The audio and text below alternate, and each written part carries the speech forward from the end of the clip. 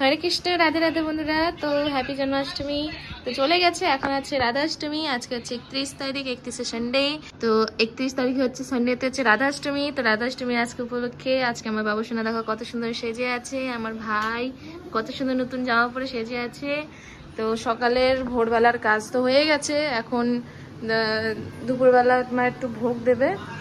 ভোগের জন্য এই যে আমাদের রাধা রানী বাড়িতে বসে আছে, কত সুন্দর। ওনার ভোর 4টার সময় করা হয়ে গেছে, ওটা উঠাতে পারিনি। এখন আপাতত পূজা টুজা দিয়ে দিয়েছি।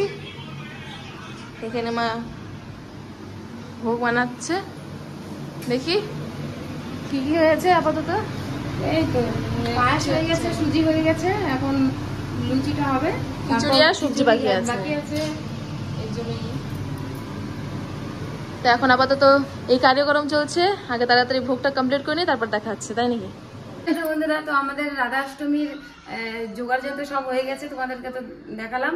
আর আমাদের পূজাও হয়ে গেছে, দেখো গপু আর রাধারানী বসে আছে, আমাদের পূজাও হয়ে গেছে।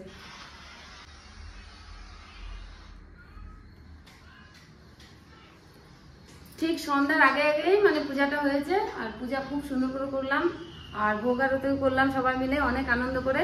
তো রাধে রাধে, যারা যারা আসতে চাও আমাদের সাথে আসবে অবশ্যই। রাধে রাধে, হরে কৃষ্ণ। হরে কৃষ্ণা।